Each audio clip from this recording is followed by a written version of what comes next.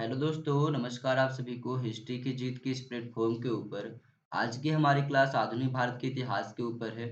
यह एक master video होगा आप सभी के लिए। चाहे आप किसी प्रतियोगिता परीक्षा में बैठ रहे हो तो वीडियो को आप लोग जरूर अंत तक देखना। यहाँ पे आप लोग को संपूर्ण इतिहास के एक एक टॉपिक को कवर कराया जाएगा, साथ से आपका एमसीक्यू भी कराया जाएगा। ठीक है। डेट वाइज हमने सारी चीज़ें रखा हुआ है, जैसे कि 17 सितंबर की प्लासी क्रांति, ताकि आपका डिटेल से सारे टॉपिक आपके कवर हो जाए, कोई भी एक टॉपिक छूटे नहीं। मैं आप सबसे वादा करता हूँ कि यदि ये वीडियो आप लोग एंड तक देख लेते हो दोस्तों, तो कभी भी मॉडर्न हिस्ट्री से जुड़े कोई भी प्रश्न आएगा, इस वीडियो से बाहर नहीं होगा। ये मेरा वादा है आपसे। तो आप सभी से रिक्वेस्ट होगा कि वीडियो को आप लोग जरूर एंड तक देखना। सबसे पहले हम लोग एमसीक्यू पर चर्चा करेंगे, ताकि आपके माइंड में एक फ्रेमवर्क बन जाए कि किस प्रकार से क्वेश्चन पूछे जाती है। फिर इसके हम लोग जो है क्रोनोलॉजी ऑर्डर में डेट वाइज चर्चा करेंगे। ठीक है। सबसे पहला प्रश्न आपसे पूछा जाता है कि भारत में सर्वप्रथम कौन यूरोपीय व्यापारी आया था? तो आप सभी के पास चार ऑप्शन है: पुर्तगाली, अंग्रेज, डच या फ्रांसीसी। तो इसका सही जवाब होगा पुर्तगाली आए थे। अगला प्रश्न है, भारत आने वाला प्रथम या फिर पहला पुर्तगाली व्यापारी कौन था? आप सभी से रिक्वेस्ट होगा कि यदि आप किसी का जवाब जानते हो तो कमेंट में दे भी सकते हो। इससे आपका जो है माइंड में पता चल पाएगा आपको कि कितने प्रश्न का जवाब आप सही से दे सकते हो। ठीक है। तो इसका आपके पास चार ऑप्शन दिए गए हैं। इसका सही जवाब होगा वास्को डिगामा। ये पहले पुर्तगाली व्यापारी थे जो भारत आए थे। और क्वेश्चन नंबर 3 बताता है कि ईस्ट इंडिया कंपनी की स्थापना कब हुई थी? 1600, 1602, 1608 या 1615 में। तो इसका सही जवाब है 1600 ईस्वी में। नेक्स्ट है, बंगाल में द्वैत शासन की नींव किसने रखी थी? चार ऑप्शन है आपके पास: Warren Hasting, Mir Jafar, Robert Clive या कॉर्नवालिस। इसका सही जवाब है Robert Clive, option number C. अगला प्रश्न आपके पास पूछे जाते हैं कि बंगाल में द्वैत शासन को किसने समाप्त किया? ऑप्शन चार है आपके पास: Warren Hasting, Lord Dalhousie, Lord Canning या लॉर्ड एग्न्यू। इसका सही जवाब होगा Warren Hastings, option number A. अगला प्रश्न पूछा गया है कि बंगाल में ईस्ट इंडिया कंपनी को 3000 रुपया वार्षिक देने के बदले निःशुल्क व्यापार का अधिकार कब मिला? चार ऑप्शन है, इसमें सही जवाब होगा ऑप्शन नंबर सी, 1717 में। अगला है, सहायक संधि को किसने लागू किया था? पर इससे पहले आपके पास है ऑप्शन नंबर 7 कि किस संधि के अंतर्गत ईस्ट इंडिया कंपनी को बंगाल, बिहार व उड़ीसा की दीवानी मिली थी? तो इसका सही जवाब होगा इलाहाबाद की पहली संधि, 1765। ठीक है, ऑप्शन नंबर बी। नेक्स्ट आपके पास यहाँ पे है, सहायक संधि किसने लागू किया था? Lord Wellesley, Lord Dalhousie, Lord Curzon या लॉर्ड कॉर्नवालिस। इसका सही जवाब होगा ऑप्शन नंबर ए, लॉर्ड वेलेजली। क्वेश्चन नंबर 9 है कि सहायक संधि पर हस्ताक्षर करने वाला पहला राज्य कौन था? हैदराबाद, मैसूर, तंजाउर या अवध। तो इसका सही जवाब होगा ऑप्शन नंबर ए, हैदराबाद। ठीक है। अगला प्रश्न है, प्लासी का युद्ध किन दो पक्षों के बीच हुआ था? तो प्लासी का युद्ध आपके बताना होगा कि मीर कासिम और अंग्रेज के बीच हुआ था, या फिर सिराजुद्दौला और अंग्रेज, सुजाउद्दौला और अंग्रेज, या फिर मीर जाफर और सिराजुद्दौला। तो इसका सही जवाब होगा सिराजुद्दौला और अंग्रेज, ऑप्शन नंबर बी। अगला प्रश्न है, बक्सर की लड़ाई में मीर कासिम का साथ किसने दिया था? शाह आलम द्वितीय, जो कि एक मुगल सम्राट था, सुजाउद्दौला जो कि अवध का नवाब था, मीर जाफर जो कि बंगाल का नवाब था, या फिर ऑप्शन नंबर ए और बी दोनों। तो इसका आप सही जवाब दें। इसका सही होगा दोनों, ए और बी दोनों। अगला प्रश्न है, जेम्स प्रथम का राजदूत जो जहांगीर के दरबार में आया था वो कौन था? पीटर मुंडी, फादर थॉमस, रॉल्फ पिच या सर टॉमस रे। कौन थे आपके? तो इसका सही जवाब होगा सर टॉमस रे, ऑप्शन नंबर डी। ठीक है। अगला प्रश्न है, कलकत्ता जिसे कोलकाता कहा गया है आपका, कोलकाता नगर की नींव किसने रखी थी? Robert Clive, Job Charnock, Warren Hasting या लॉर्ड वेलेजली। इसका सही जवाब होगा जॉब चार्नक। क्वेश्चन नंबर 14 में बताया गया है कि पुर्तगालियों ने बीजापुर के, एक मिनट, हाँ, पुर्तगालियों ने बीजापुर के शासक यूसुफ आदिल शाह से गोवा कब छीना था? 1508, 90 या 1510 या 1610 या 1516, सॉरी। तो आपके पास सही जवाब होगा 1510, ऑप्शन नंबर सी।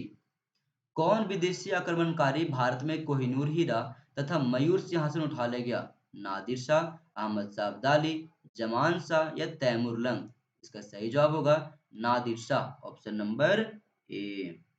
अगला प्रश्न आपके पास है कि भारत में आने वाले यूरोपीय व्यापारियों को क्रमबद्ध करें। बार बार ऐसी प्रश्न पूछे जाती हैं दोस्तों, ठीक है। तो आपको यहाँ पे चार ऑप्शन दिए गए हैं, डच, पुर्तगाली, फ्रांसीसी या और अंग्रेज। इसका सही जवाब क्या होगा? आप लोग सोचिए और थोड़ा सा जवाब दीजिए इसका। तो इसका सही जवाब होगा ऑप्शन नंबर डी, 2143। पुर्तगाली, उसके बाद फिर डच, उसके बाद आपका अंग्रेज और फिर फ्रांसीसी आए थे, ठीक है। अगला प्रश्न आपके पास पूछा जाता है यहाँ पे, अंग्रेजों एवं फ्रांसीसियों के बीच निर्णायक जो कि वांडीवर्स का युद्ध था वो कब हुआ था? 1760, 64 या फिर 1757 या 1755? तो इसका सही जवाब होगा आपका 1760, ठीक है। थोड़ी सी कुछ प्रॉब्लम हो रही है, ठीक है, ठीक है, 1760। अगला प्रश्न है, प्रारंभ में यूरोपीय व्यापारियों को या यूरोपीय व्यापारियों की रुचि किसके व्यापार में अधिक थी? मसाले की, सूती वस्त्र की, नील की या फिर अफीम की? इसका सही जवाब होगा मसाले की। अगला प्रश्न है, कोलकाता में उच्च न्यायालय की स्थापना कब हुआ था? तो कोलकाता में उच्च न्यायालय की स्थापना 1774 में हुई थी, 1774 में। नेक्स्ट पूछा जाता है कि भारत का प्रथम गवर्नर जनरल कौन था? Warren Hasting, Lord Canning, Lord William Bentinck या लॉर्ड डलहौजी? इसका सही जवाब होगा Lord William Bentinck, option number C, ठीक है। अगला प्रश्न आपसे पूछा जाता है कि सती प्रथा को समाप्त करने का श्रेय किस गवर्नर जनरल को प्राप्त है? तो इसका सही जवाब होगा option number D, Lord William Bentinck. Next है, समाचार पत्रों से प्रतिबंध हटाने का श्रेय किस विदेशी या फिर कह दो ब्रिटिश गवर्नर को जाता है? तो इसका सही जवाब क्या होगा आप लोग जरूर बताएं। Lord William Bentinck, Charles Metcalfe, Lord Macaulay या लॉर्ड रिपन? के पास चार ऑप्शन है, इसका सही जवाब होगा Charles Metcalfe, option number B. Question number 23 बताया गया है, किस गवर्नर जनरल ने व्यक्तिगत सिद्धांत या फिर हड़प्पा नीति का प्रतिपादन किया? तो आपके पास ऑप्शन है Lord Lytton, Lord Curzon, Lord Dalhousie या लॉर्ड रिपन? इसका सही जवाब होगा option number C, Lord Dalhousie. Next आपसे पूछा जाता है कि भारत में पहली रेल कब चली? इसका सही जवाब होगा 16 अप्रैल 1853। अगला है, वर्नाकुलर प्रेस एक्ट किसने लागू किया था? आपके पास चार ऑप्शन है, Lord Lytton, Lord Ripon, Lord Dufferin और लॉर्ड कर्जन? इसका सही जवाब होगा लॉर्ड लिटन, ऑप्शन नंबर ए।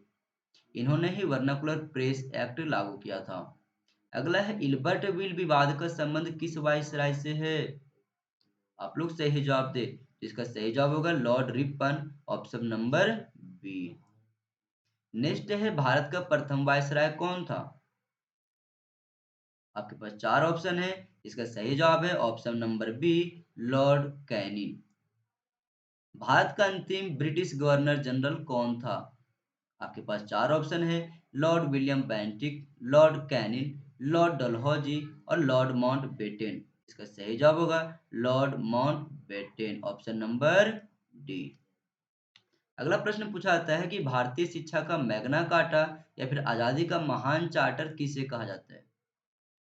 तो इसके पास आपके चार ऑप्शन है, इसका सही जवाब होगा option number C, Wood dispatch को कहा जाता है, ठीक है। नेक्स्ट आपसे पूछा गया है कि 10 मई 1857 का सिपाही विद्रोह कहाँ से प्रारंभ हुई? बैरकपुर, दिल्ली, मेरठ, आगरा? इसका सही जवाब होगा ऑप्शन नंबर सी, मेरठ से उठा था।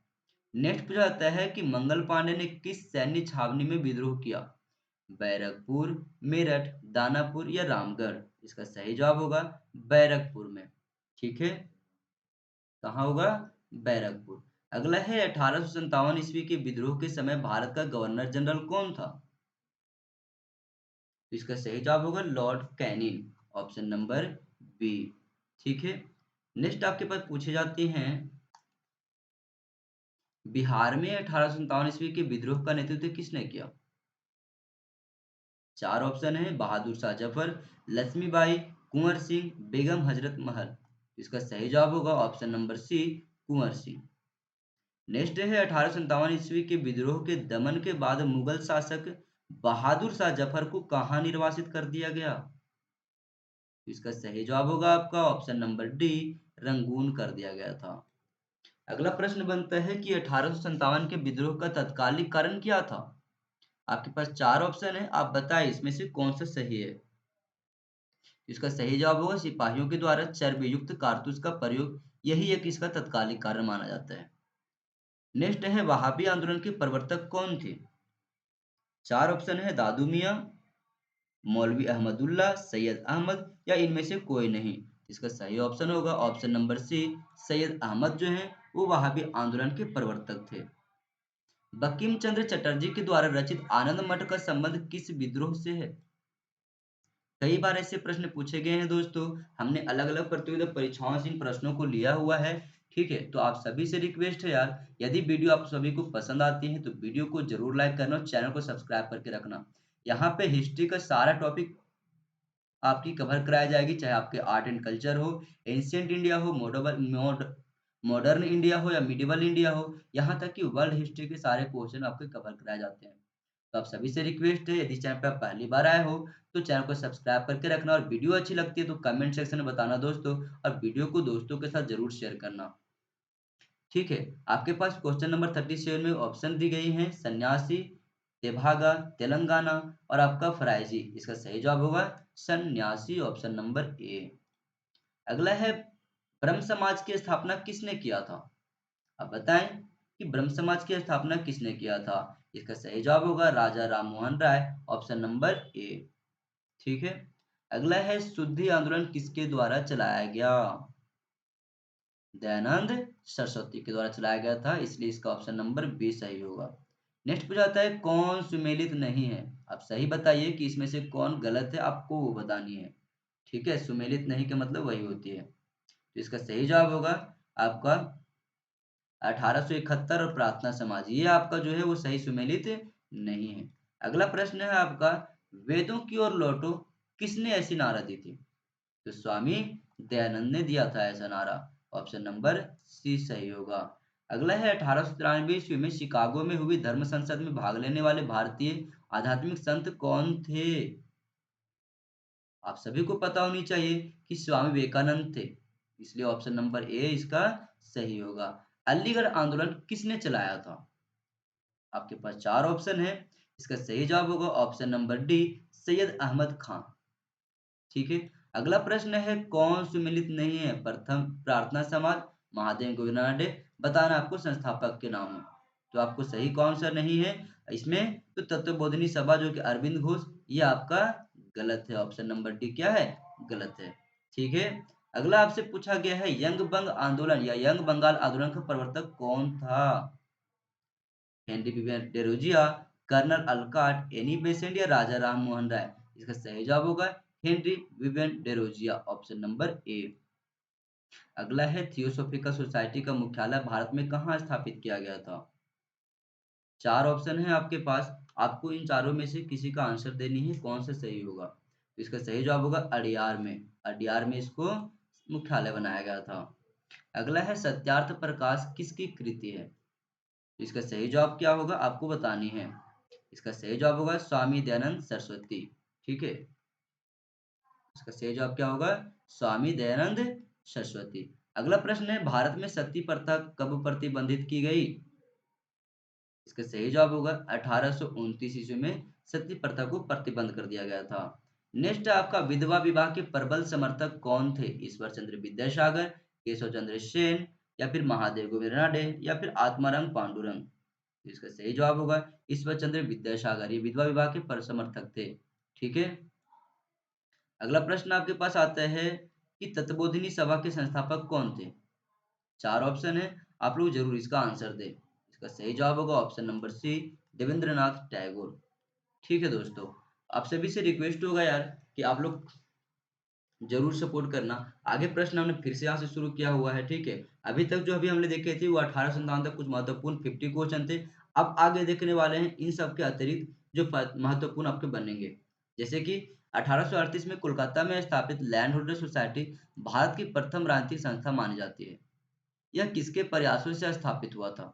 तो इसका सही जवाब होगा द्वारकानाथ टैगोर। अगला प्रश्न बनता है कि 1843 ईस्वी में बंगाल ब्रिटिश एसोसिएशन, जो कि 28 अक्टूबर 1851 को ब्रिटिश इंडिया एसोसिएशन और 26 जुलाई 1876 को इंडियन एसोसिएशन की स्थापना हुई थी, इनमें से किस संस्था को कांग्रेस से पूर्व का अखिल भारतीय स्तर की संस्था मानी जाती है? इसका सही जवाब होगा इंडियन एसोसिएशन को। अगला प्रश्न बनता है लैंड होल्डर समिति या फिर सोसाइटी एवं बंगाल ब्रिटिश इंडिया एसोसिएशन के आपसी विलय के बाद 28 अक्टूबर 1851 को कौन सी संस्था अस्तित्व में आई? इसका सही जवाब होगा ब्रिटिश इंडियन एसोसिएशन। नेक्स्ट प्रश्न पूछा गया है कि भारतीय समस्याओं के प्रति ब्रिटिश जनमत को जागृत करने के उद्देश्य से 1866 में दादा भाई नौरोजी ने कहां पर ईस्ट इंडिया एसोसिएशन का गठन किया? इसका सही जवाब होगा लंदन में। अगला प्रश्न है इंडियन एसोसिएशन के द्वारा किसके नेतृत्व में 1876 में भारतीय नागरिक सेवा परीक्षा की आयु 21 वर्ष से कम करके 19 वर्ष करने पर अंग्रेज सरकार के विरुद्ध जबरदस्त आंदोलन चलाया गया? इसका सही जवाब है सुरेंद्र नाथ बनर्जी। अगला प्रश्न है 1833 ईस्वी में इल्बर्ट बिल किसने पेश किया था, जिसके तहत भारतीय न्यायाधीशों को उन मामलों की सुनवाई करने का भी अधिकार प्रदान किया गया था जिनमें यूरोपीय नागरिक भी शामिल थे? तो इसका सही जवाब है सीपी एल्बर्ट। अगला प्रश्न बनता है कि भारतीय राष्ट्रीय कांग्रेस की स्थापना कब व किसके द्वारा की गई थी? इसका सही जवाब है 27 दिसंबर को की गई थी 1885 में एलन एक्टोबियन ह्यूम, जिसे हम एओ ह्यूम कहते हैं, उनके द्वारा। ठीक है। भारतीय राष्ट्रीय कांग्रेस का प्रथम अधिवेशन कहाँ हुआ था और किसके या कितने प्रतिनिधियों ने भाग लिया था? तो इसका पहला जो अधिवेशन हुआ था वो मुंबई में हुआ था। मुंबई में कहाँ पे? गोकुलदास तेजपाल संस्कृत विद्यालय में, और इनमें 72 प्रतिनिधियों ने भाग लिया था। अगला प्रश्न बनता है भारतीय राष्ट्रीय संघ का नाम बदलकर भारतीय राष्ट्रीय कांग्रेस किसके सुझाव पर किया गया? इसका सही जवाब है दादा भाई नौरोजी। अगला प्रश्न है कांग्रेस के प्रथम अधिवेशन की बैठक में अध्यक्षता किसने की थी? तो व्योमेश चंद्र बनर्जी, जिसे डब्ल्यू सी बनर्जी भी शॉर्ट में कहते हैं। अगला प्रश्न है भारतीय राष्ट्रीय कांग्रेस की स्थापना के समय भारत का वायसराय कौन था? इसका सही जवाब होगा लॉर्ड डफरिन था। नेक्स्ट आपसे पूछा जाता है कि 1885 से 1905 तक भारतीय राष्ट्रीय कांग्रेस पर उदारवादी कहे जाने वाले नेताओं का वर्चस्व था। उदारवादियों ने अपनी मांगे मनवाने के लिए ब्रिटेन में दादा भाई नौरोजी की अध्यक्षता में 1887 ईस्वी में किस समिति की स्थापना की? इसका सही जवाब होगा भारतीय सुधार समिति। अगला प्रश्न है कांग्रेस की अध्यक्षता करने वाली प्रथम मुस्लिम अध्यक्ष बदरुद्दीन तैयब जी थे। कांग्रेस की अध्यक्षता करने वाली प्रथम अंग्रेज कौन थे? तो अंग्रेजों में पहला अगर बात करें तो पहला आंसर आता है जॉर्ज यूल, जो कि 1888 में इलाहाबाद में किए थे। अगला है भारतीय राष्ट्रीय कांग्रेस की प्रथम महिला अध्यक्ष एनी बेसेंट थी, जो कि 1917 में उन्होंने अध्यक्षता संभाली थी। लेकिन कांग्रेस की प्रथम भारतीय महिला अध्यक्ष कौन थी? इसका सही जवाब होगा सरोजिनी नायडू, जो 1925 में इसकी अध्यक्षता संभाली थी। भारतीय राष्ट्रीय आंदोलन या भारतीय राष्ट्रीय कांग्रेस का अंतिम अधिवेशन जिसमें बाल गंगाधर तिलक ने भाग लिया था वह कौन सा था? इसका सही जवाब है 1919 का अमृतसर अधिवेशन। ये एक अंतिम अधिवेशन था जिसमें बाल गंगाधर तिलक ने भाग लिया था। वर्ष 1921 में कांग्रेस के सॉरी वर्ष 1921 में कांग्रेस के अहमदाबाद अधिवेशन में अध्यक्ष चित्तरंजन दास को चुना गया था, लेकिन उनके जेल में होने के कारण इसकी अध्यक्षता किसने की? इसका सही जवाब होगा हकीम अजमल खान। अगला प्रश्न बनता है कांग्रेस का वह एकमात्र अधिवेशन कौन सा है जिसकी अध्यक्षता महात्मा गांधी ने की? इसका सही जवाब होगा बेलगाम अधिवेशन, जो कि 1924 में कर्नाटक में हुआ था। कांग्रेस की स्थापना के बाद वह पहले वर्ष कौन सा था जब कांग्रेस का अधिवेशन नहीं हो सका? तो एक पहला एकमात्र वर्ष वही था 1930 का, जिसमें उनका अधिवेशन या कहे तो इनका अध्यक्षता नहीं हो पाया था। 1938 के हरिपुरा अधिवेशन में राष्ट्रीय आर्थिक समिति का गठन किया गया। इस समिति का अध्यक्ष किसको नियुक्त किया गया था? तो इसका सही जवाब होगा पंडित जवाहरलाल नेहरू।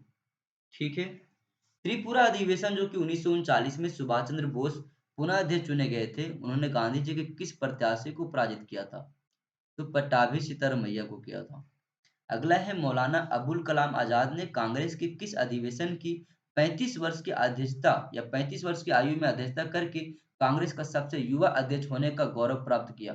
तो इसका सही जवाब होगा 1923 का दिल्ली अधिवेशन। अगला प्रश्न बनता है कि दादा भाई नौरोजी, सुरेंद्र नाथ बनर्जी, गोपाल कृष्ण गोखले, ए.ओ. ह्यूम, साथ ही आपका जो है फिरोज शाह मेहता आदि नेता किस प्रकार के नेता माने जाते हैं? इसका सही जवाब है उदारवादी नेता माने जाते हैं। यहाँ पे ए.ओ. ह्यूम होगा, ठीक है। उदारवादी नेताओं का मानना था कि संवैधानिक तरीके अपना करके ही भारत को आजाद कराया जा सकता है। इसलिए वह अपनी मांगों को प्रार्थना पत्रों, प्रतिवेदनों तथा भाषणों के माध्यम से ब्रिटिश सरकार के समक्ष प्रस्तुत करते थे। उग्रपंथी या फिर उग्रपंथी नेताओं ने इसे क्या कहा है? तो इसे राजनीतिक भिक्षावृत्ति का संज्ञा दिया है उग्रवादी नेताओं ने। उदारवादी नेताओं के प्रयास से भारतीय व्यय की समीक्षा करने के लिए 1896 ईस्वी में किस आयोग की नियुक्ति की गई? इसका सही जवाब है वेल्बी आयोग। अगला प्रश्न है दक्कन सभा की ओर से वेल्बी आयोग के समक्ष गवाही देने के लिए इंग्लैंड कौन गया था? सही जवाब होगा गोपाल कृष्ण गोखले। अगला प्रश्न बनता है कि 1888 में दादा भाई नौरोजी ने किसकी अध्यक्षता में इंडियन एजेंसी की स्थापना की? इसका सही जवाब होगा विलियम डीवी। नेक्स्ट है दादा भाई नौरोजी वह पहले भारतीय थे जिन्होंने कांग्रेस के कोलकाता अधिवेशन में स्वराज शब्द का प्रयोग किया। यह अधिवेशन कब हुआ था? तो ये आपका 1906 में हुआ था। दादा भाई नौरोजी के द्वारा प्रस्तुत धन की निकासी का सिद्धांत रनाडे द्वारा भारतीयों को आधुनिक औद्योगिक विकास के महत्व को समझाने या समझने तथा रमेश चंद्र दत्त द्वारा लिखी गई भारतीय आर्थिक इतिहास पर पहली पुस्तक के कारण आंदोलन के प्रथम चरण को किस नाम से जाना जाता है? तो आंदोलन के प्रथम चरण को आर्थिक राष्ट्रीयतावादी युग माना जाता है। अगला है कांग्रेस के कार्यकलापों का पहला परिणाम किस अधिवेशन के रूप में आया? जिसके तहत भारतीय प्रशासन के ढांचे में महत्वपूर्ण सुधार किए गए और भारतीय राजनीतिक अधिकार में कुछ वृद्धि भी की गई। तो इसका सही जवाब होगा भारतीय परिषद अधिनियम 1892। अगला है कांग्रेस अपनी मौत की घड़ियां गिन रही है। भारत में रहते हुए मेरी एक सबसे बड़ी इच्छा यह है कि मैं उसे शांतिपूर्ण मरने में मदद कर सकूं। सन 1900 में यह बातें किसने कहा था? तो लॉर्ड कर्जन ने ऐसी बातें कहा था। अगला जवाब है अगला प्रश्न पूछा गया कि बिपिन चंद्र पाल ने कांग्रेस को एक याचना संस्था कहा। किसने इसके सम्मेलन को शिक्षित भारतीयों का वार्षिक राष्ट्रीय मेला की संज्ञा दी? तो लाला लाजपत राय ने। अगला प्रश्न आपसे पूछा जाता है कि बाल गंगाधर तिलक ने राष्ट्रीय चेतना को जगाने के उद्देश्य से धार्मिक रूढ़िवाद का सहारा लिया। इसके लिए तिलक के द्वारा 1884 में गणपति महोत्सव की शुरुआत की गई और 1886 में किस महोत्सव की शुरुआत की गई थी? तो शिवाजी महोत्सव का। ठीक है। स्वराज, स्वदेशी और बहिष्कार का नारा सर्वप्रथम किसने दिया था? इसका सही जवाब होगा बाल गंगाधर तिलक ने दिया था। अगला प्रश्न आपसे पूछा जाता है कि कमजोरी पाप है, कमजोरी मृत्यु है, हे भगवान हमारा राष्ट्र कब स्वतंत्र होगा, ऐसी वाणी किसने दी थी? तो स्वामी विवेकानंद ने। 1897 से लेकर के 1898 ईस्वी के बीच में मुंबई में प्लेग की बीमारी में कई सारे लोगों का मृत्यु हो गया था। लगभग माना जाता है 1,73,000 लोगों का। तो प्लेग के समय की ज्यादतियों से दुखी होकर के पुणे के प्लेग कमिश्नर की हत्या किसने की थी? तो दामोदर तथा बालकृष्ण चापेकर ने। अगला है महाराष्ट्र के क्रांतिकारी संघ में प्रथम स्थान अभिनव भारत समाज जो कि 1904 में स्थगित स्थापित हुआ था उनको दिया जाता है। इसकी स्थापना किसने किया था? तो इसका स्थापना किया था विनायक दामोदर सावरकर ने। नेक्स्ट है 1902 में बंगाल के पहले क्रांतिकारी संगठन अनुशीलन समिति की स्थापना कोलकाता में वरिंद्र कुमार घोष, जितेंद्र नाथ बनर्जी आदि ने किया, जबकि ढाका में इस संगठन की स्थापना किसने किया था? इसका सही जवाब है पुलीन दास। अगला प्रश्न बनता है कि बंगाल के क्रांतिकारियों की पहली पीढ़ी में हेमचंद्र कानूनगो का नाम आता है। उनके द्वारा बम बनाने की कारखाना कहाँ खोला गया? तो मणिकटला में खोला गया था। अगला है दिल्ली षड्यंत्र केस किस कारण चलाया गया था? इसके पीछे का उद्देश्य क्या था? तो ये कारण माना जाता है राजधानी परिवर्तन के समय लॉर्ड हार्डिंग पर फेंके गए बम की योजना। अगला है भारत से बाहर विदेशों में या विदेश में स्थापित सबसे पुरानी क्रांतिकारी संस्था लंदन में स्थापित इंडियन होम रूल सोसाइटी थी, जिसको इंडिया हाउस के नाम से भी जाना जाता है। इसकी स्थापना 1905 में किसके द्वारा किया गया था? तो श्यामजी कृष्ण वर्मा के द्वारा किया गया था। अगला प्रश्न बनता है कि लॉर्ड कर्जन के समय का सबसे विवादास्पद कार्य था बंगाल का विभाजन। बंगाल विभाजन के निर्णय की घोषणा 19 जुलाई 1905 ईस्वी को हुई थी। यह योजना प्रभावित कब हुई? तो ये सामने आया था 16 अगस्त 1905 को। नेक्स्ट प्रश्न बनता है, तत्कालीन बंगाल प्रेसिडेंसी ब्रिटिश भारत का सबसे अधिक जनसंख्या वाला प्रांत था। इसमें पश्चिमी एवं पूर्वी बंगाल के अतिरिक्त कौन से क्षेत्र शामिल थे? इसका सही जवाब होगा उड़ीसा व बिहार। अगला प्रश्न है, लॉर्ड कर्जन ने बंगाल विभाजन का कारण प्रशासनिक बताया, लेकिन इसका वास्तविक कारण क्या था? तो भारतीय राष्ट्रीयता को उभार, ये इसका प्रमुख कारण माना जाता है और वास्तविक कारण भी माना जाता है। अगला प्रश्न बनता है कि बंगाल विभाजन की घोषणा के विरोध में किस तिथि को पूरे बंगाल में शोक दिवस के रूप में मनाया गया? 16 अक्टूबर 1905 को मनाया गया था।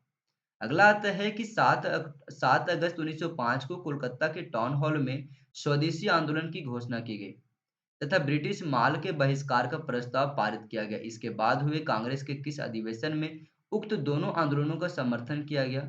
इसका सही जवाब होगा बनारस अधिवेशन, जो कि 1905 में हुआ था। स्वदेशी आंदोलन को जनसाधारण तक पहुंचाने के लिए अश्विनी कुमार दत्त के द्वारा किस संस्था की स्थापना की गई? तो इसका सही जवाब होगा स्वदेशी बांधव समिति।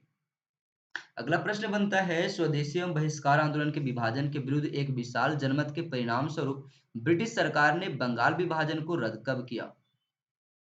तो दिल्ली दरबार में 12 दिसंबर 1911 को रद्द किया था। अगला प्रश्न बनता है, स्वदेशी आंदोलन का प्रभाव बंगाल के सांस्कृतिक क्षेत्र में देखने को मिला। इस समय बंगाल में किसके द्वारा अमार सोनार बंगला गीत लिखा गया, जो 1971 में बांग्लादेश का राष्ट्रीय गान बनकर उभरा? तो रविंद्रनाथ टैगोर के द्वारा। नेक्स्ट प्रश्न बनती है कि 1907 में सूरत अधिवेशन में अध्यक्षता पद को लेकर उदारवादियों व उग्रवादियों के बीच, उदारवादी और उग्रवादियों समूह जो थे हमारा कांग्रेस में, उनके बीच विवाद उत्पन्न हो जाती है। उदारवादियों के प्रतिनिधि रास बिहारी बोस को कांग्रेस का अध्यक्ष बनाना चाहते थे, जबकि उग्रवादी किससे बनाना चाहते थे? तो उग्रवादी जो हमारे नेता थे वो लाला लाजपत राय को बनाना चाहते थे। अगला प्रश्न है कि 30 दिसंबर 1906 को ढाका में आयोजित एक बैठक में अखिल भारतीय मुस्लिम लीग की स्थापना किसके नेतृत्व में किया गया? सही जवाब है नवाब सलीमुल्लाह। अगला प्रश्न बनता है, नवाब सलीमुल्लाह मुस्लिम लीग के संस्थापक अध्यक्ष थे। मुस्लिम लीग के प्रथम अध्यक्ष कौन थे? तो वकार उल मुल्क मुश्ताक हुसैन थे। अगला प्रश्न बनती है कि मुस्लिम लीग के द्वारा 1908 में अमृतसर अधिवेशन में मुसलमान के लिए पृथक निर्वाचन मंडल की मांग की गई।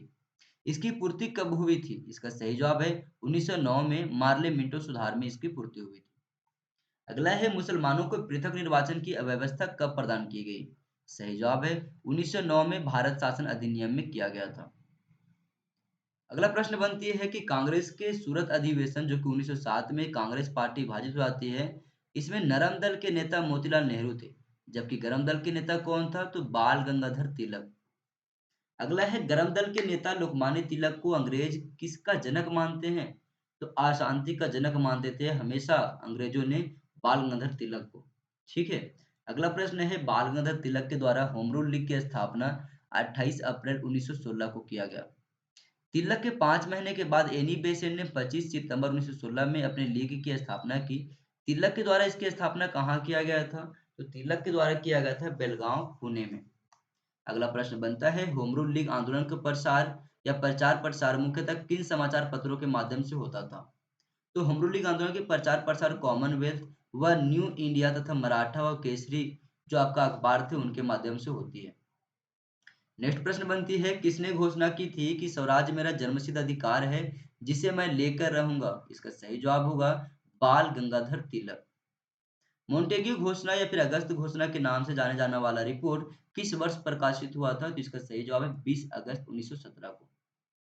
अगला प्रश्न बनता है, मोंटेग्यू चेम्सफोर्ड रिपोर्ट कालांतर में अथवा बाद में मोंटेग्यू चेम्सफोर्ड सुधार बना, इसको किस अधिनियम के रूप में जाना जाता है? तो भारत सरकार अधिनियम 1919 के रूप में इसे जाना जाता है।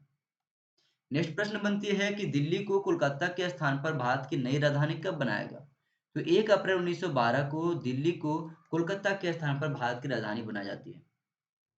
अगला प्रश्न है कि नवंबर 1913 में लाला हरदयाल और सोहन सिंह ने सैन फ्रांसिस्को में Hindustan association of Pacific coast की स्थापना की। इस संस्था ने कालांतर में किस पत्रिका का प्रकाशन किया? तो इसका सही जवाब होगा गदर का। अगला प्रश्न आता है कि गदर पार्टी के सदस्यों ने पहली बार किस पद्धति से भारत को आजाद कराने की योजना बनाई थी? तो गोरिल्ला पद्धति से। नेक्स्ट है गदर पार्टी ने किस या गदर पार्टी के किस सदस्य ने भारत आकर 19 फरवरी 1915 को विद्रोह की योजना बनाई, परंतु भेद खुल जाने के कारण यह योजना असफल हो गया? तो रास बिहारी बोस ने। अगला है कामागाटू मारू। कामागाटा मारू प्रकरण कनाडा में भारतीयों के प्रवेश से संबंधित विवाद था। कनाडा सरकार ने ऐसी भारतीयों को अपने यहाँ प्रवेश वर्जित कर दिया जो सीधे भारत से नहीं आए थे। यह प्रकरण किस वर्ष घटित हुआ था? तो कामागाटा मारू प्रकरण जो है 1914 में घटित हुआ था। अगला प्रश्न है कांग्रेस के किस अधिवेशन में गरम दल तथा नरम दल को फिर से एक साथ लाया गया? तो 1916 को लखनऊ अधिवेशन में लाया गया था।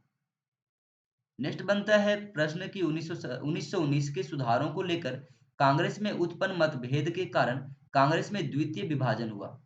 1918 में सुरेंद्रनाथ बनर्जी के नेतृत्व में कांग्रेस के उदारवादी नेताओं ने मोंटेग्यू सुधार का स्वागत किया और कांग्रेस से अलग एक संघ की स्थापना की। यह संघ कौन सा था?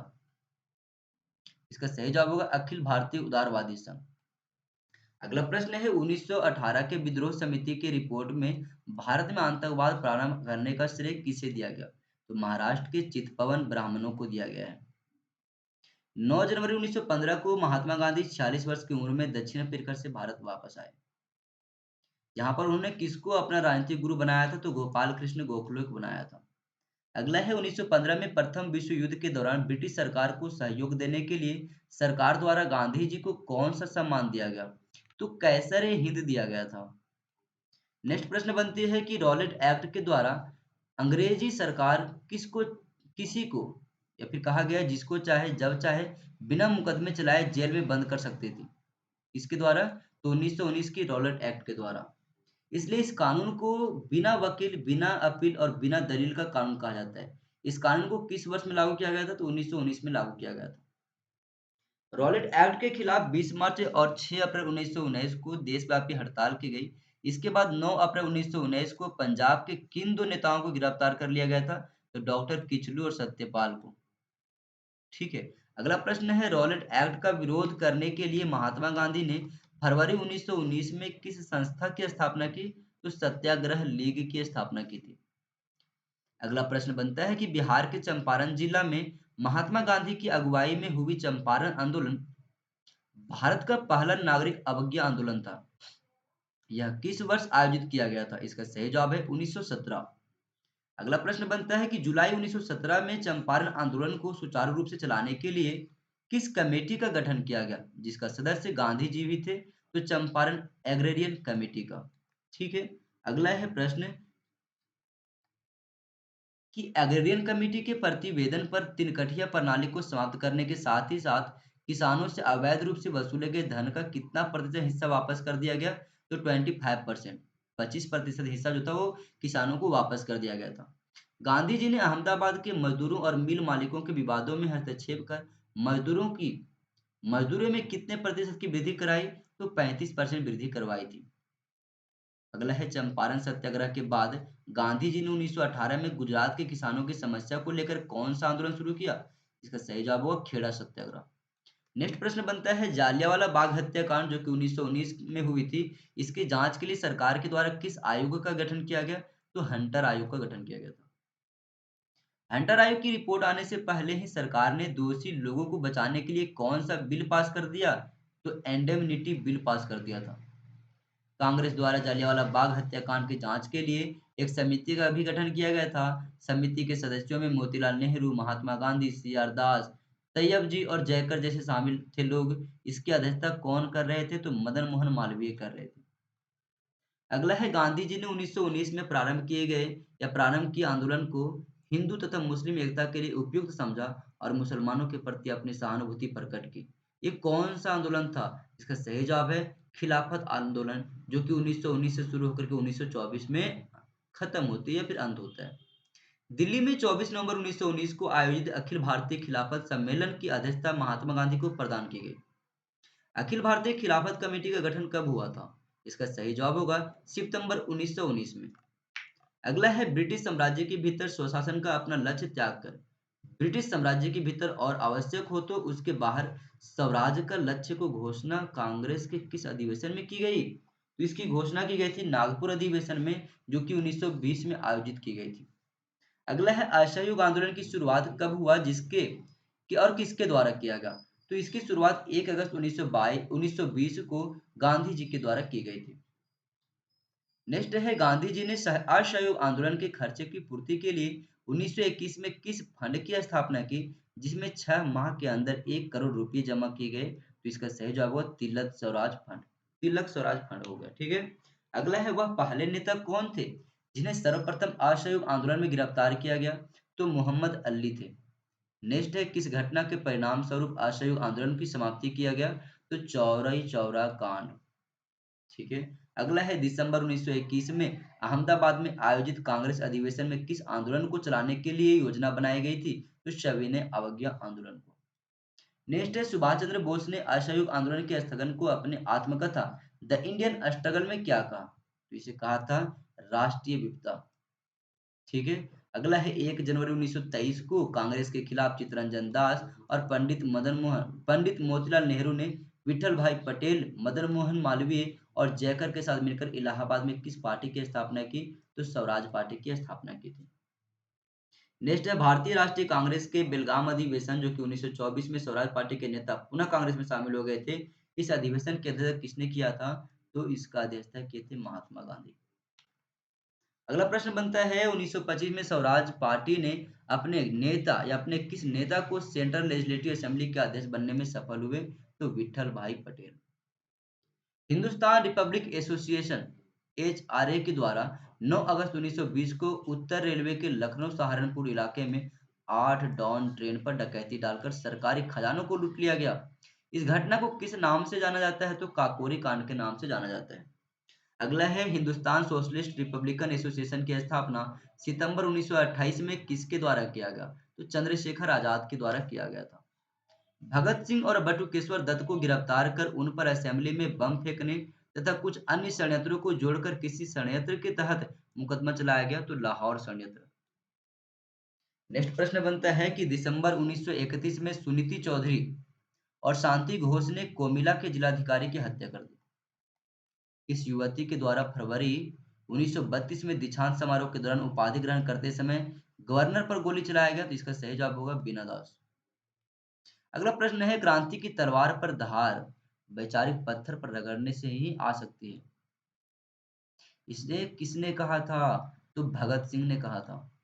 सर जॉन सैमन की अध्यक्षता में गठित सैमन आयोग में कुल 7 सदस्य थे। इलाहाबाद में संपन्न एक सर्वदलीय बैठक में आयोग में एक भी भारतीयों की नियुक्ति ना किए जाने के कारण इसके बहिष्कार का निर्णय लिया गया। और तो यह बताइए कि यह कमीशन भारत कब पहुंचा था? तो इसका सही जवाब होगा 3 फरवरी 1928 को भारत पहुंचा था। अगला प्रश्न हमारे पास आता है कि साइमन कमीशन के खिलाफ विरोध प्रदर्शन करते हुए किस भारतीय नेता की लाठीचार्ज के बाद मौत हो गई? इसका सही जवाब होगा लाला लाजपत राय। अगला प्रश्न है मोतीलाल नेहरू की अध्यक्षता में 7 सदस्यों वाली समिति ने एक रिपोर्ट प्रस्तुत किया जिसे नेहरू रिपोर्ट भी कहा गया है। इस रिपोर्ट में डोमिनियन स्टेटस को पहला तथा पूर्ण स्वराज को अंतिम लक्ष्य माना गया। यह रिपोर्ट कब पेश की गई? तो 28 अगस्त और नई 1928 को पेश किया गया था। क्वेश्चन नंबर 100 है कि मुस्लिम लीग के नेता मोहम्मद अली जिन्ना ने नेहरू रिपोर्ट को अस्वीकार कर दिया।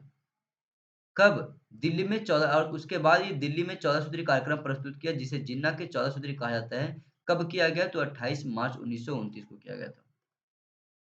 नेक्स्ट प्रश्न बनती है कि कांग्रेस के द्वारा देश के लिए पूर्ण स्वराज की मांग सर्वप्रथम कब की गई? इसका सही जवाब होगा 1929 में लाहौर अधिवेशन में किया गया था। अगला प्रश्न है कि दिसंबर 1929 में जवाहरलाल नेहरू की अध्यक्षता में आयोजित कांग्रेस के लाहौर अधिवेशन में रवि नदी के तट पर तिरंगे झंडे को फहराया गया तथा किस तिथि को प्रथम स्वाधीनता दिवस के रूप में मनाने का निश्चय किया गया? तो 26 जनवरी 1930 को। भारतीय राष्ट्रीय कांग्रेस के किस अधिवेशन में सविनय अवज्ञा आंदोलन प्रारंभ करने का निर्णय लिया गया? तो इसका सही जवाब होगा लाहौर अधिवेशन 1929 में। वायसराय लॉर्ड इरविन के समक्ष गांधी जी के द्वारा 11 सूत्री मांगों के नाम माने जाने पर सविनय अवज्ञा मतलब कि ना माने जाना होगा यहाँ पे, ठीक है, ये गलत है, यहाँ पे एक एक्स्ट्रा वर्ड हो गया। वायसराय लॉर्ड इरविन के समझ गांधी जी द्वारा 11 सूत्री मांगों को ना माने जाने पर सविनय अवज्ञा आंदोलन के तहत गांधी जी ने किस तिथि को ऐतिहासिक नमक सत्याग्रह की शुरुआत की? इसका सही जवाब होगा 12 मार्च 1930 को। 5 अप्रैल 1930 को दांडी में गांधी जी ने सांकेतिक रूप से नमक सत्याग्रह को तोड़ा और सविनय अवज्ञा आंदोलन की शुरुआत की। दांडी यात्रा का प्रारंभ कहाँ से किया गया? इसका सही जवाब है साबरमती आश्रम। अगला प्रश्न है गांधी जी की दांडी यात्रा के बारे में किसने लिखा था? महात्मा गांधी की दांडी मार्च की तुलना इल्बा से लौटने पर नेपोलियन के पेरिस मार्च और राजनीतिक सत्ता प्राप्त करने के लिए मुसोलिनो के रूप में मार्च से की जा सकती है। इसका सही जवाब होगा सुभाष चंद्र बोस।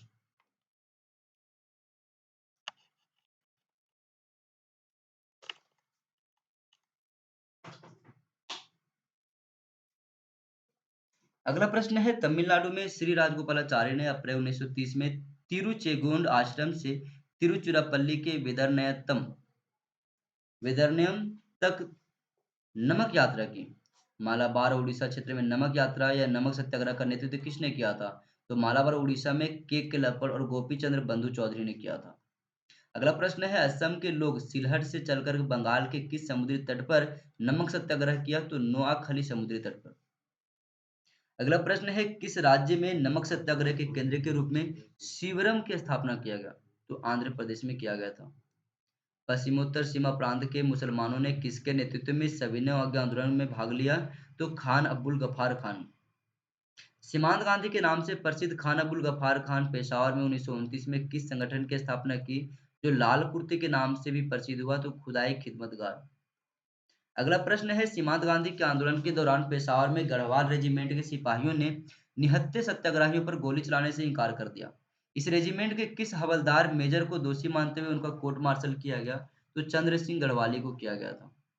अगला प्रश्न हमारे पास है कि 5 मई 1930 को गांधी जी को धरसाना के सरकारी भंडार पर नमक बनाने से पूर्व गिरफ्तार कर लिया गया।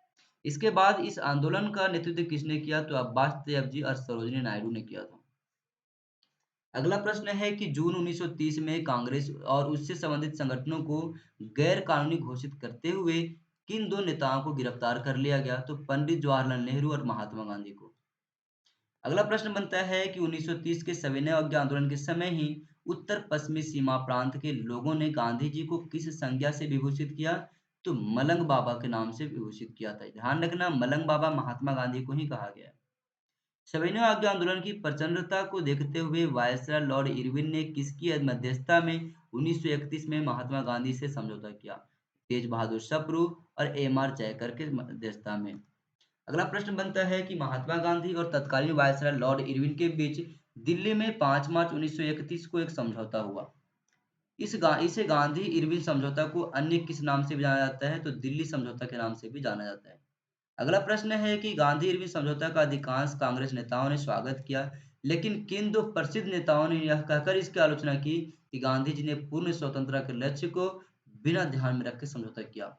इसका सही जवाब होगा पंडित जवाहरलाल नेहरू और दूसरा हो गया सुभाष चंद्र बोस। गांधी इरविन समझौता के तहत गांधी जी तीन क्रांतिकारी भगत सिंह, राजगुरु और सुखदेव की फांसी नहीं रुकवा सके। इसलिए उनके कांग्रेस में राष्ट्रवादी व वामपंथी युवाओं की आलोचना का शिकार होना पड़ा। कांग्रेस के किस अधिवेशन में जाते समय उन्हें काले झंडे दिखाया गया था? तो कराची अधिवेशन 1931 में। अगला प्रश्न है प्रथम गोलमेज सम्मेलन का आयोजन 12 नवंबर 1930 से 13 नवंबर 1931 तक लंदन में हुआ था। इसमें शामिल 89 सदस्यों में से 76 भारतीय थे। इस सम्मेलन की अध्यक्षता किसने की थी? तो प्रधानमंत्री रामसे मैकडोनाल्ड ने किया था। प्रश्न है कि प्रथम गोलमेज सम्मेलन में शामिल 76 भारतीयों में डॉक्टर भीमराव अंबेडकर, तेज बहादुर सप्रू, मोहम्मद अली जिन्ना या मोहम्मद अली शाह या मोहम्मद अली शामिल थे। इस सम्मेलन में कांग्रेस का प्रतिनिधित्व किसने किया था? तो किसी ने नहीं किया था। ये बात को आप लोग ध्यान रखना। अगला प्रश्न बनता है द्वितीय गोलमेज सम्मेलन लंदन में 7 दिसंबर या 7 सितंबर 1931 से 1 दिसंबर 1931 तक चला। कांग्रेस की ओर से किसने भाग लिया? महात्मा गांधी ने भाग लिया था। नेक्स्ट है कि 28 दिसंबर 1931 को गांधी जी द्वारा सम्मेलन से खाली हाथ लौटे और इसके बाद मजबूर होकर द्वितीय सविनय आंदोलन जो है घोषणा किया। कब किया था? तो 3 जनवरी 1932 में किया था। गांधी जी द्वितीय गोलमेज सम्मेलन में भाग लेने के लिए मुंबई तट से किस जहाज पर बैठकर इंग्लैंड गए थे? तो सही जवाब होगा राजपुताना से। द्वितीय गोलमेज सम्मेलन में सरोजिनी नायडू तथा एनी बेसेंट ने भारतीय महिलाओं का प्रतिनिधित्व किया। राष्ट्रवादी दल के प्रतिनिधि के रूप में इसमें किसने भाग लिया था? इसका सही जवाब होगा पंडित मदन मोहन मालवीय। अगला है तृतीय गोलमेज सम्मेलन, जो कि 17 नवंबर 1932 को प्रारंभ हुआ था, जिसका कांग्रेस ने बहिष्कार किया। इस तिथि को बिना किसी निर्णय के यह सम्मेलन समाप्त हो गई। तो सही जवाब होगा 24 दिसंबर 1932 को। ठीक है।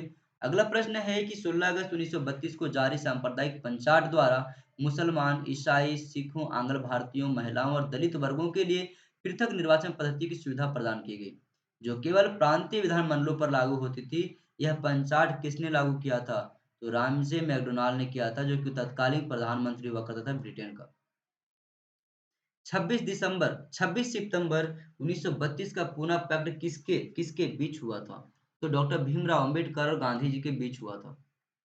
पूना पैक्ट के तहत प्रांतीय विधानमंडलों में दलितों के लिए सुरक्षित सीटों की संख्या बढ़ाकर के 71 से 147 कर दी गई। साथ ही केंद्रीय विधानमंडल में दलितों के लिए सुरक्षित सीटों की संख्या में कितने प्रतिशत की वृद्धि की गई? सही जवाब होगा 18%। अगला प्रश्न है हमारे पास, क्वेश्चन नंबर 130। इस सितंबर 1932 में गांधी जी के द्वारा अखिल भारतीय छुआछूत विरोधी लीग की स्थापना की गई। इस समय उन्होंने किस साप्ताहिक पत्रिका का प्रकाशन किया है? तो इसका सही जवाब होगा हरिजन का। नेक्स्ट है, बर्मा को भारत से पृथक करने, अदन को ब्रिटिश भारत के नियंत्रण से मुक्त करने और दो नए प्रांत उड़ीसा व बिहार के निर्माण का निर्णय किस अधिनियम के तहत लिया गया? तो भारत सरकार अधिनियम 1935 के तहत लिया गया था। अगला है, भारत सरकार अधिनियम 1935 के तहत जनवरी से फरवरी 1937 में हुए प्रांतीय विधानमंडलों के चुनाव में अपने प्रतिद्वंदियों कांग्रेस ने कौन से 5 प्रांतों में पूर्ण बहुमत प्राप्त किए थे? तो मद्रास, संयुक्त प्रांत, मध्य प्रांत, बिहार और उड़ीसा में। अगला प्रश्न है, कांग्रेस के भीतर समाजवादी विचारों के बढ़ते हुए प्रभाव के कारण 1934 में कांग्रेस समाजवादी पार्टी की स्थापना किसके द्वारा की गई? तो आचार्य नरेंद्र देव, जयप्रकाश नारायण और पटवर्धन के द्वारा किया गया था। कांग्रेस समाजवादी पार्टी का प्रथम सम्मेलन 1934 में कहाँ आयोजित किया गया? तो इसका सही जवाब होगा पटना में किया गया था। नेक्स्ट है, 1939 में द्वितीय विश्व युद्ध के प्रारंभ होने पर तत्कालीन वायसराय लॉर्ड लिलिथ्यू ने भारतीय संविधान मंडल की सहमति के बिना भारत को युद्ध में सम्मिलित कर लिया और देश में आपातकाल की घोषणा कर दी। इसके विरोध में कांग्रेस ने 15 नवंबर 1939 को प्रांतीय सरकारों से इस्तीफा दे दिया। कांग्रेस मंत्रिमंडल के त्यागपत्र पर 22 दिसंबर 1939 को मुक्ति दिवस किसके द्वारा मनाया गया था? इसका सही जवाब होगा मुस्लिम लीग तथा भीमराव अंबेडकर के द्वारा। अगला प्रश्न बनता है कि कांग्रेस से त्यागपत्र देकर नेताजी सुभाष चंद्र बोस द्वारा अप्रैल 1939 में किस नई पार्टी का गठन किया गया? तो फॉरवर्ड ब्लॉक का गठन किया गया था। नेक्स्ट प्रश्न बनती है कि मौलाना अबुल कलाम आजाद की अध्यक्षता में मार्च 1940 में आयोजित कांग्रेस के रामगढ़ अधिवेशन में किसके नेतृत्व में व्यक्तिगत सविनय अवज्ञा आंदोलन शुरू किया गया? सही जवाब होगा महात्मा गांधी के नेतृत्व में किया गया था।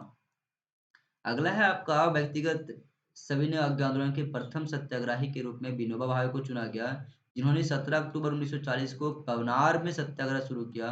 दूसरे सत्याग्रही किसे माना गया है? तो जवाहरलाल नेहरू को माना गया। 1930 में मुस्लिम लीग के इलाहाबाद अधिवेशन में किसने सर्वप्रथम मुस्लिम लीग की स्थापना की बात कही थी? तो मोहम्मद इकबाल ने कहा था। 1937 के चुनाव में मुस्लिम लीग की पराजय से परेशान जिन्ना ने गांधी जी पर हिंदू राज्य स्थापित करने का आरोप लगाकर सांप्रदायिकता की कहे तो भड़काया। तो इस समय जिन्ना ने कौन सी सिद्धांत दिया था? तो द्विराष्ट्र सिद्धांत दिया था। प्रश्न बनता है कि मुस्लिम लीग के किस अधिवेशन में इसकी अध्यक्षता करते हुए मोहम्मद अली जिन्ना ने 23 मार्च 1940 को भारत से अलग मुस्लिम राष्ट्र पाकिस्तान की मांग की? तो लाहौर अधिवेशन में किया था। ठीक है। अगला प्रश्न है, क्रिप्स मिशन के प्रस्ताव को किसने आउटडेटेड चेक कहा है? तो महात्मा गांधी ने कहा था। 14 जुलाई 1942 ईस्वी को कहाँ आयोजित कांग्रेस कार्यकारिणी समिति ने भारत छोड़ो आंदोलन का प्रस्ताव पारित कर और गांधी जी को इस आंदोलन को चलाने के लिए स्वीकृति दी? तो वर्धा में। अगला है, 8 अगस्त 1942 को मुंबई के ग्वालियर टैंक मैदान में आयोजित अखिल भारतीय कांग्रेस की बैठक में गांधी जी के नेतृत्व में भारत छोड़ो प्रस्ताव स्वीकृत किया गया। गांधी जी ने इस बैठक में कौन से दो नारे दिए थे? तो पहला नारा था आजादी से कम कुछ भी नहीं, दूसरा था करो या मरो।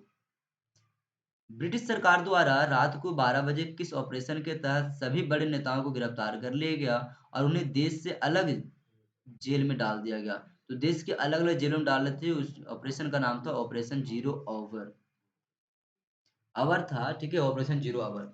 अगला है भारत छोड़ो आंदोलन से संबंधित कौन-सा मैदान अगस्त क्रांति मैदान के नाम से जाना जाता है? तो ग्वालियर टैंक मैदान जो कि मुंबई में अवस्थित है।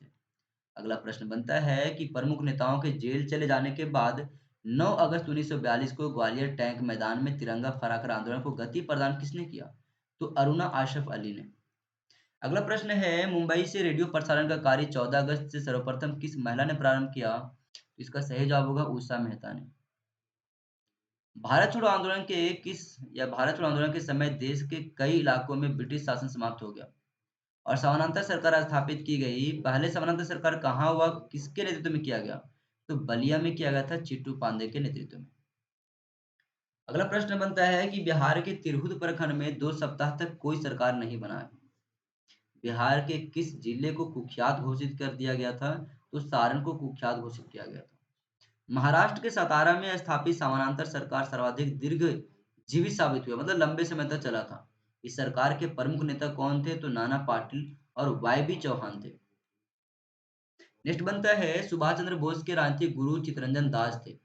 जर्मनी के हिटलर ने उनको कौन सी उपाधि दिया था? तो नेताजी की उपाधि दिया था।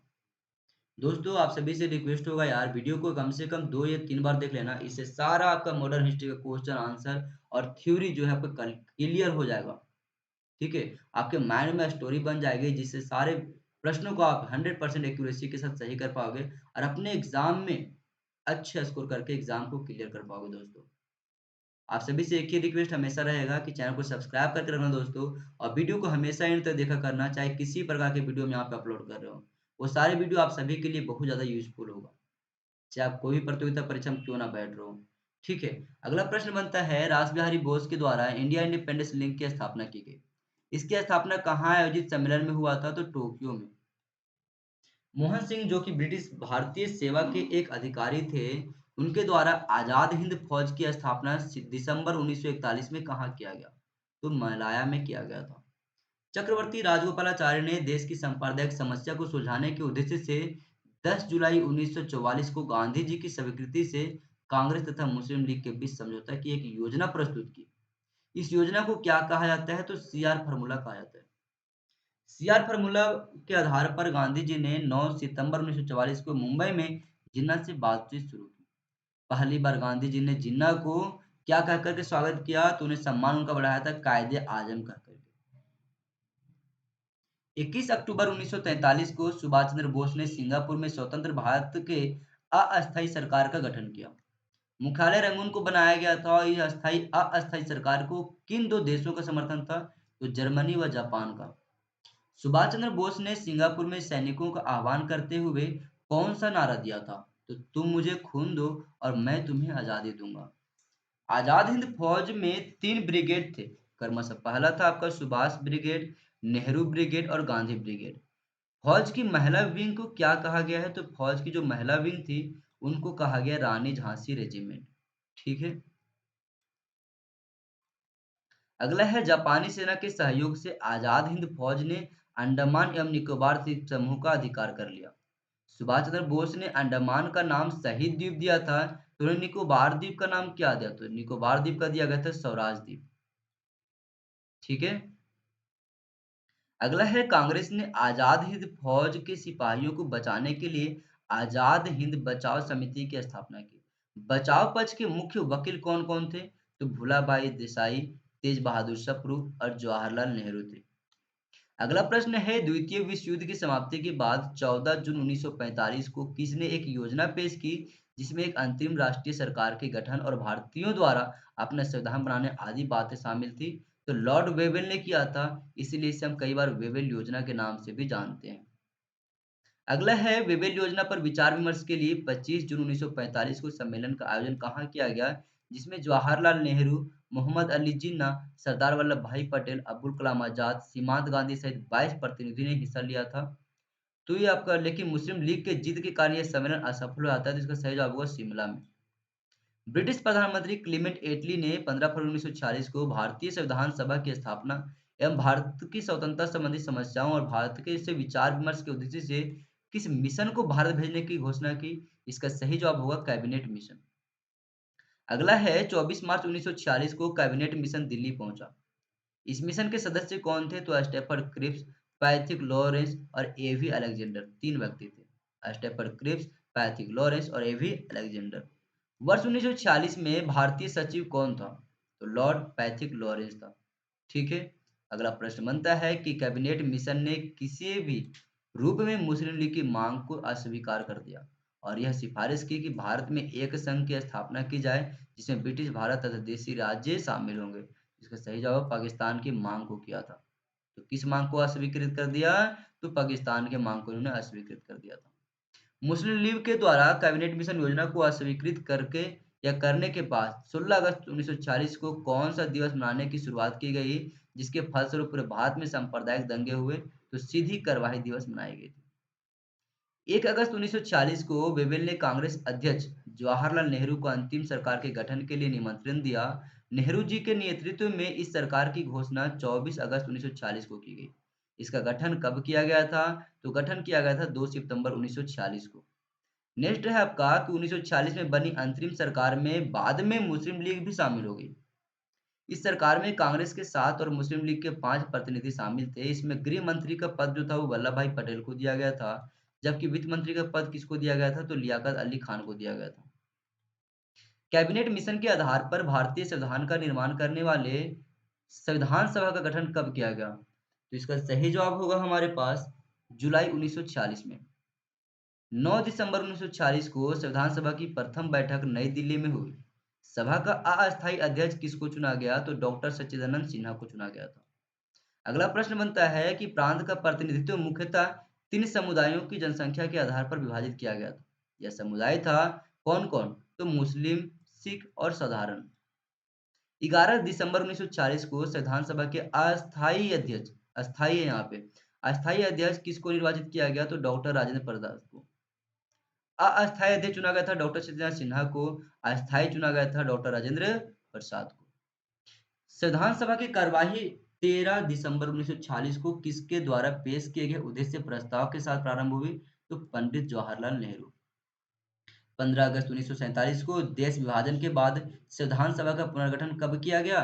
तो संविधान सभा का पुनर्गठन किया गया था 31 अक्टूबर 1947 को। अगला प्रश्न बनता है कि संविधान सभा द्वारा संविधान को कब पारित किया गया? तो 26 नवंबर 1949 को पारित किया गया था। संविधान निर्माण की प्रक्रिया में कुल कितने वर्ष लगे? तो 2 वर्ष 11 महीना 18 दिन लगे थे। संविधान को जब संविधान सभा द्वारा पारित किया गया तब उसमें कुल कितने भाग, अनुच्छेद और अनुसूचियां थी? तो 22 भाग, 395 अनुच्छेद और 8 अनुसूचियां थी। अगला प्रश्न बनता है कि संविधान के 15 अनुच्छेदों जैसे अनुच्छेद 5, 6, 7, 8, 9, 60, 324, 366, 367, 372, 380, 388, 391, 392 तथा 393 को 26 नवंबर 1949 को ही लागू किया गया। संपूर्ण संविधान देश में कब लागू हुए? इसका सही जवाब होगा 26 जनवरी 1950 को। अगला प्रश्न बनता है संविधान सभा की अंतिम बैठक 24 जनवरी 1950 को हुई और उसी दिन संविधान सभा के द्वारा किसको भारत का प्रथम राष्ट्रपति चुना गया? तो इसका सही जवाब होगा डॉक्टर राजेंद्र प्रसाद। अगला प्रश्न बनता है कि 22 जुलाई 1947 को तिरंगा को राष्ट्रीय ध्वज अपनाया गया। राष्ट्रीय गीत और राष्ट्रीय गान को कब अपनाया गया? तो 24 जनवरी 1950 को अपनाया गया था। मई 1949 में किस अंतर्राष्ट्रीय संगठन में भारत की सदस्यता का अनुमोदन किया गया? तो राष्ट्रमंडल। नेक्स्ट है ब्रिटिश संसद ने 18 जुलाई 1947 को भारतीय स्वतंत्रता अधिनियम 1947 को पास किया। इस उपबंध के द्वारा ही 15 अगस्त 1947 को भारत का विभाजन हुआ। तो इसका आधार क्या था? तो इसका आधार था माउंटबेटन योजना, जो कि 3 जून को हुआ था। भारत और पाकिस्तान के बीच विभाजन करने वाली रेखा को किस नाम से जानते हैं? तो रेड क्लिफ रेखा के नाम से जानते हैं। नेक्स्ट है महात्मा गांधी को किस ब्रिटिश अधिकारी ने वन मैन बाउंड्री फोर्स कहा? तो लॉर्ड माउंटबेटन ने कहा था। ब्रिटिश भारत के अंतिम वायसराय और स्वतंत्र भारत के प्रथम गवर्नर जनरल कौन थे? इसका सही जवाब होगा लॉर्ड माउंटबेटन। एकमात्र भारतीय और स्वतंत्र भारत के अंतिम गवर्नर जनरल कौन थे? तो सी राजगोपालाचारी। 27 जून 1947 को देशी रियासतों की समस्या के समाधान के लिए भारत सरकार के तहत एक राज्य विभाग या स्टेट डिपार्टमेंट खोला गया। इसका प्रभारी किसको बनाया गया? तो सरदार वल्लभ भाई पटेल को बनाया गया था। कौन से 3 रियासतों को छोड़कर सभी देशी राज्य विलय पत्र पर हस्ताक्षर कर भारतीय संघ में सम्मिलित होने के लिए तैयार हो गए? तो हैदराबाद, जूनागढ़ और कश्मीर को छोड़कर। कश्मीर के किस महाराजा ने पाकिस्तान के आक्रमण या पाकिस्तान के पठानों के आक्रमण के बाद अक्टूबर 1947 में भारत के साथ विलय संधि पर हस्ताक्षर किया? तो हरि सिंह ने किया था। जनता के द्वारा 1954 में दादरा और नागर हवेली को मुक्त कराने तक उस पर किसका शासन था? तो पुर्तगालियों का था। तो दोस्तों अभी हमने यहाँ पे 190 प्लस में सबसे पहले हमने 50 क्वेश्चन किया था। तो 240 टॉप मोस्ट मॉडर्न इंडिया का हमने क्वेश्चन यहाँ पे क्लियर कर लिया है दोस्तों। इससे बाहर आपके एग्जाम में नहीं आएंगे प्रश्न।